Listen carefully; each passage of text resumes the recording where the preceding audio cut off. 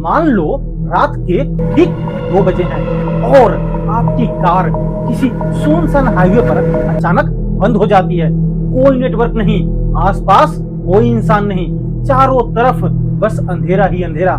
और तभी थोड़ी दूर अंधेरे में एक पुराना बंद पड़ा फार्म हाउस दिखाई देता है। क्या आप वहां जाने की हिम्मत करोगे?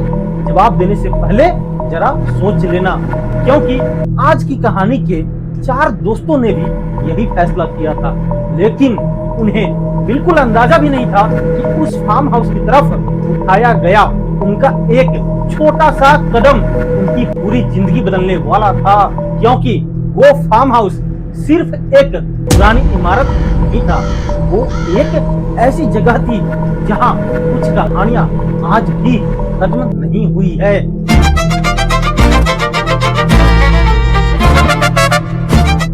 महाराष्ट्र के नासिक जिले के एक छोटे से गांव के पास हाईवे से थोड़ा दूर अंदर एक पुराना फार्म हाउस है। उसका नाम है विंटेज कैसल। दिन में देखो तो वो बस एक पुरानी बिल्डिंग लगती है, टूटे दरवाजे, टूटी खिड़कियां और काई से ढकी पत्थर की दीवारें, जैसे ये जगह सालों से अंधेरों में सो रही हो। लेकिन उस जगह के बारे में कुछ ऐसी बातें थी जो बाहर के लोगों को पता नहीं थी। लोग कहते थे रात के वक्त उस फार्म हाउस के आसपास 5 परछाइयां दिखाई देती है, हमेशा 5, 4 न 6। और कभी कभी उस बिल्डिंग के अंदर से अजीब सी आवाजें भी आती है, कभी किसी के रोने की आवाज, तो कभी किसी के नाम पुकारने की, और कभी कभी पास में किसी की चलने की आवाज, जैसे कोई अंधेरे में कुछ छुपा रहा हो। कहानी शुरू होती है 4 दोस्तों से, आरोही, जानवी, माधव और श्रेयांश। हर किसी की पर्सनालिटी अलग थी, लेकिन उस रात सबको एक ही डर महसूस होने वाला था। ये चारों एक शॉर्ट वैकेशन से वापस अपने घर लौट रहे थे। रात के करीब 1:30 बज रहे थे। हाईवे लगभग खाली था, कार में म्यूजिक चल रहा था और चारों हंसते बातें करते जा रहे थे। और तभी कार एक जोर का झटका लेती है। अचानक इंजन की आवाज बंद हो जाती है। श्रेयस तुरंत कार साइड में रोक देता है।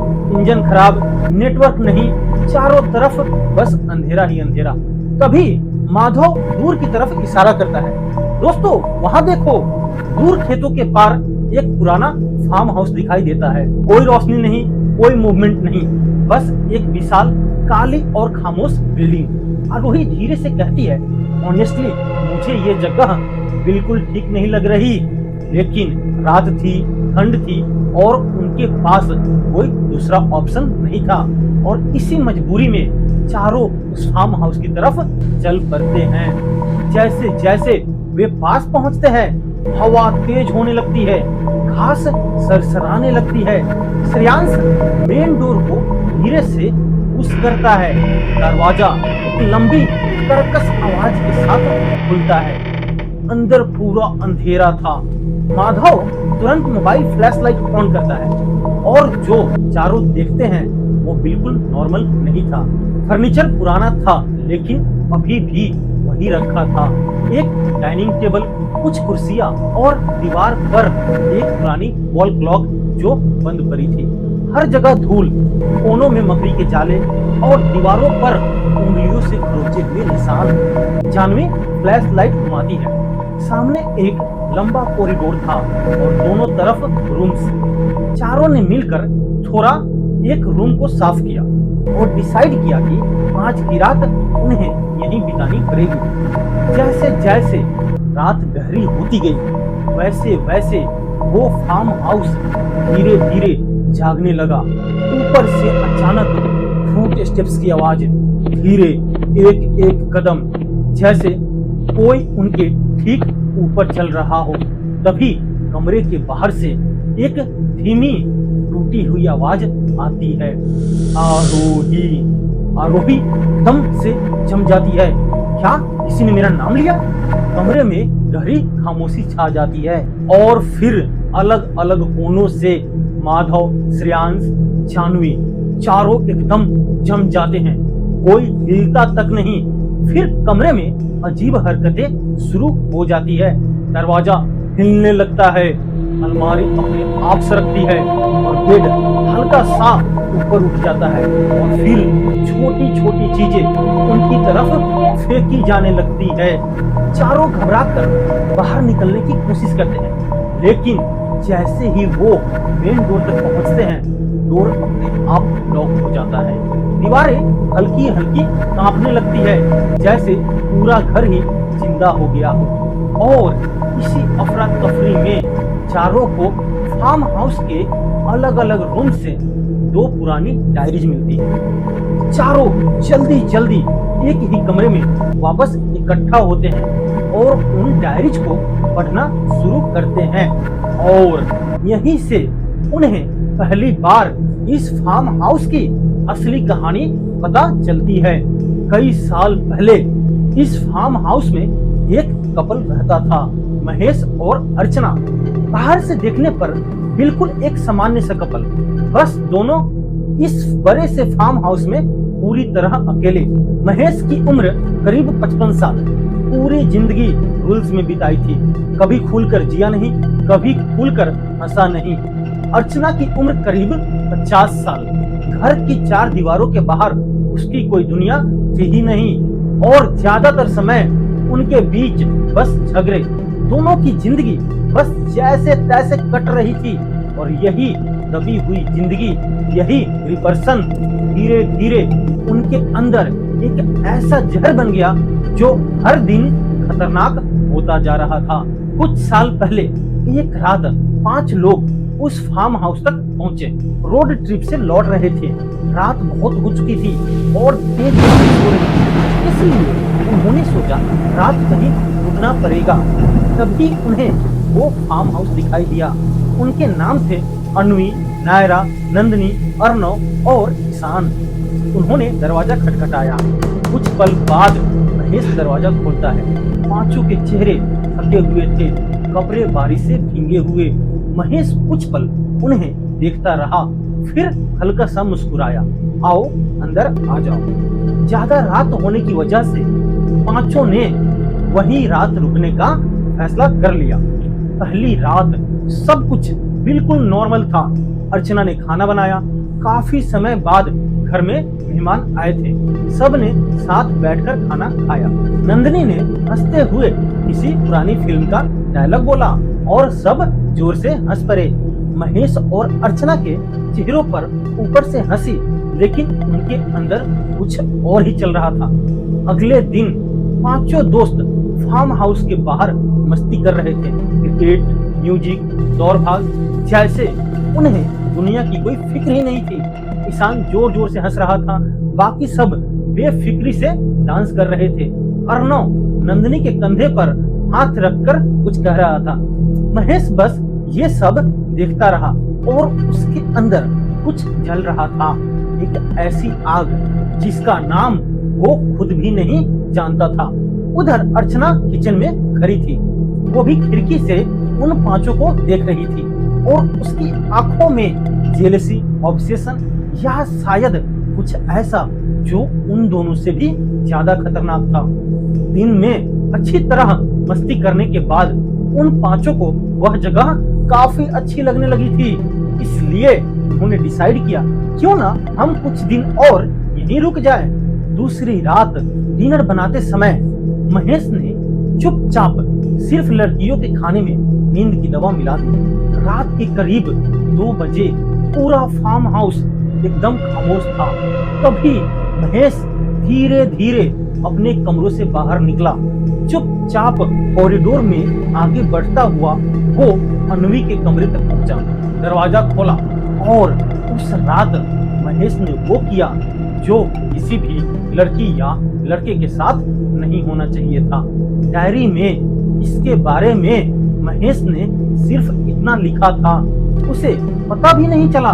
वो सोती रही और मैंने वो किया जो मुझे नहीं करना चाहिए था, लेकिन उस वक्त मुझे रोकने वाला कोई नहीं था, ना वो और ना ही मेरी आत्मा।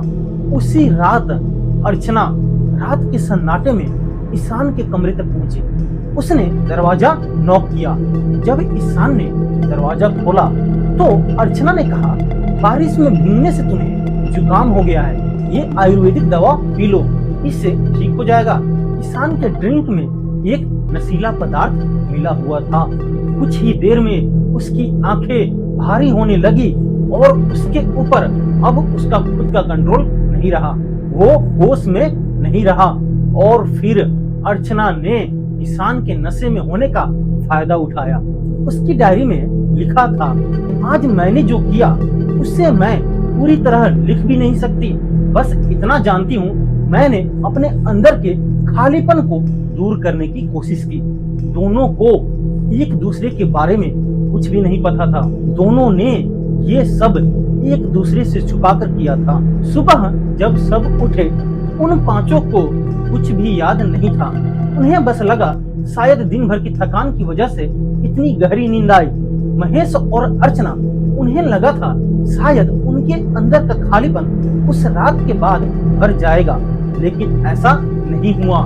दिन में जब वो पांचों फ्रेंड्स फिर से हंसते, खेलते और मस्ती करते, तब महेश और अर्चना के अंदर तीन चीजें एक साथ होती थी, जेलसी, ऑब्सेशन और उन पांचों को कंट्रोल करने की एक खतरनाक चाहत।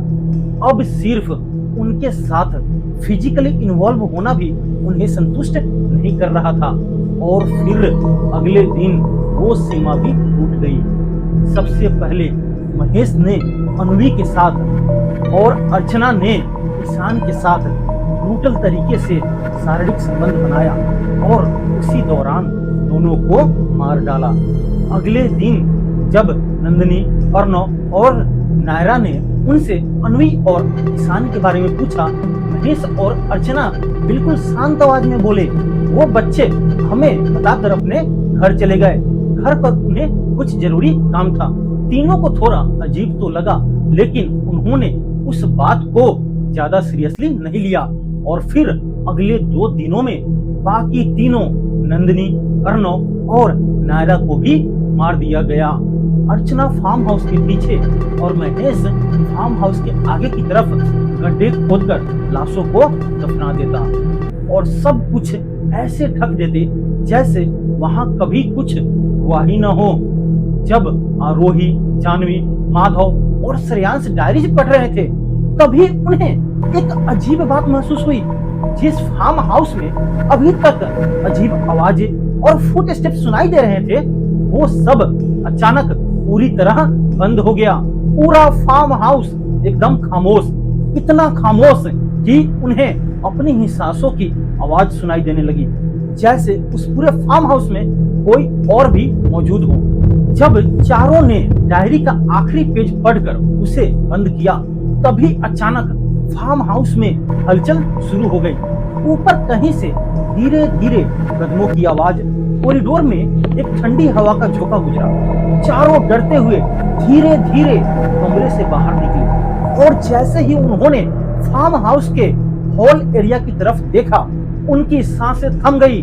अंधेरे में धीरे धीरे कुछ आकार बनने लगे, पहले 1, फिर 2, फिर 3 और कुछ ही सेकंड्स में 5 परछाइयां, हमेशा की तरह 5। चारों दोस्तों की हालत खराब हो गई, हाथ कांपने लगे, दिल तेजी से धड़कने लगा। धीरे धीरे वो परछाइयां साफ दिखाई देने लगी। 3 लड़कियां और 2 लड़के। चारों दोस्त पूरी तरह से डर चुके थे। उन्हें लगा शायद ये आत्माएं उन्हें दुश्मन समझ लेगी, लेकिन तभी कुछ ऐसा हुआ जिसकी उन्हें बिल्कुल भी उम्मीद नहीं थी। वो 5 परछाइयां धीरे धीरे मुस्कुराने लगी। उनमें से एक की आवाज आई, डरिए मत, हम नुकसान पहुंचाने नहीं आए हैं। उनकी आवाज कमजोर थी, लेकिन उसमें एक गहरा दर्द था। फिर उनमें से एक परछाई धीरे से बोली, हम बहुत समय से इंतजार कर रहे थे किसी ऐसे इंसान का जो इस फार्म हाउस में छिपे सच तक पहुंच सके, जो महेश और अर्चना की डायरी ढूंढ सके और उसे पढ़कर पूरी सच्चाई जान सके। क्योंकि जब तक कोई इंसान इस सच को नहीं जानता, हम उनके सामने नहीं आ सकते थे। हम बस इस जगह पर भटकते रहते हैं और इसी इंतजार में बहुत से लोग अपनी जान भी गंवा चुके हैं, क्योंकि उन्होंने सच तक पहुंचने की कोशिश ही नहीं की। फिर उन्होंने बताया कैसे महेश और अर्चना ने उन्हें धोखे से मारा और कैसे उनकी लाशें इस फार्म हाउस के आगे और पीछे की तरफ दफनाई गई। फिर एक परछाई धीरे से बोली, हमारी एक आखिरी मदद कर दो, हमारी डेड बॉडीज ढूंढने में मदद करो ताकि हमारे घर वाले हमारा अंतिम संस्कार कर सके, ताकि हमें इस जगह से मुक्ति मिल सके। चारों दोस्त कुछ पल तक कुछ बोल नहीं पाए, लेकिन तभी उन पांचों परछाइयों का चेहरा अचानक बदल गया। आंखों में एक अजीब सा गुस्सा और एक भारी आवाज गूंजी, अगर तुमने हमारी मदद नहीं की तो याद रखना, तुम जहां भी जाओगे हम तुम्हें ढूंढ लेंगे और मार देंगे। सुबह होते ही चारों ने सबसे पहला काम किया, पास के गांव वालों और पुलिस को पूरे मामले की इंफॉर्मेशन दी। शुरू में गांव वालों को यकीन नहीं हुआ, उन्हें लगा शायद ये चारों डर की वजह से कुछ ज्यादा ही सोच रहे हैं। लेकिन तभी गांव के कुछ बुजुर्ग एक दूसरे को देखने लगे, जैसे उन्हें कोई पुरानी बात याद आ गई हो। उनमें से एक बुजुर्ग धीरे से बोला, एक मिनट, महेश और अर्चना की मौत भी तो उसी फार्म हाउस में हुई थी। और फिर उसने जो बात बताई जो बहुत कम लोगों को पता थी, महेश और अर्चना की मौत बहुत भयानक हालत में हुई थी। उनकी बॉडीज पूरी तरह कटी हुई थी, शरीर के कई हिस्से इधर उधर बिखरे हुए पड़े मिले थे और उनके जेनिटल्स भी कटे हुए थे। कमरे में हर तरफ खून फैला हुआ था। बुजुर्गों को एक पल के लिए एक अजीब सा ख्याल आया, शायद वही पांच आत्माएं जिन्हें महेश और अर्चना ने मारा था, उन्होंने ही अपना बदला लिया हो। इसके बाद पुलिस ने इन्वेस्टिगेशन शुरू की। फार्म हाउस के पीछे और आगे की जमीन खुदवाई गई। कुछ ही देर बाद आगे की तरफ 2 कंकाल मिले और पीछे की तरफ 3, कुल मिलाकर 5 कंकाल। आरोही, जानवी, माधव और श्रेयांश को तुरंत समझ आ गया ये वही पांचों लोग थे। डीएनए टेस्टिंग से भी ये कंफर्म हो गया। पुलिस को महेश और अर्चना दोनों की डायरीज भी मिल गई, जिनमें सब कुछ लिखा हुआ था। उनकी जेलसी, उनका ऑब्सेशन, उनकी अंधेरी सोच और वो सब जो उस फार्म हाउस में सालों पहले हुआ था। उन पांचों के घर वालों को आखिरकार सच्चाई बताई गई और सालों बाद उनका अंतिम संस्कार किया गया। कहते हैं उस दिन के बाद उन पांचों आत्माओं को आखिरकार मुक्ति मिल गई, लेकिन उसके बाद एक और अजीब चीज शुरू हो गई। अब उस जगह के आसपास 5 परछाइयां नहीं बल्कि महेश और अर्चना की 2 परछाइयां दिखाई देने लगी। गांव वाले कहते हैं जो भी इंसान उस फार्म हाउस के अंदर जाता है वो फिर कभी वापस नहीं आता, क्योंकि उस घर में अब भी महेश और अर्चना किसी का इंतजार कर रहे हैं अपने उस खालीपन को दूर करने के लिए। दोस्तों, इस कहानी में सबसे डरावनी चीज क्या है? अगर ध्यान से सोचो तो इस कहानी में मुझे घोस्ट सबसे ज्यादा नहीं डराते, मुझे डराते हैं वो 2 इंसान जो एक ही छत के नीचे रहते थे, लेकिन सच में कभी एक दूसरे को समझ ही नहीं पाए, जिन्होंने जीते जी एक दूसरे को ही घोस्ट बना दिया था, जिनकी अपनी टूटी हुई और दबाई हुई जिंदगी का गुस्सा निकला उन लोगों पर जिनकी कोई गलती थी ही नहीं। क्योंकि सच यह है, दुनिया का सबसे बड़ा अंधेरा किसी हॉन्टेड फार्म हाउस में नहीं होता, वो होता है इंसान के अंदर। और जब वही अंधेरा बाहर आता है तो वो किसी भी भूत से ज्यादा डरावना हो सकता है। दोस्तों, अगर ये कहानी आज रात आपको सोने नहीं दे रही तो प्लीज वीडियो को लाइक करना मत भूलना, चैनल को सब्सक्राइब कर लो, क्योंकि अगली कहानी इससे भी ज्यादा गहरी हो सकती है और शायद इससे भी ज्यादा डार्क। तो मिलते हैं अगली कहानी में। Till then please keep a healthy and happy smile on your face. जय हिंद, जय भारत।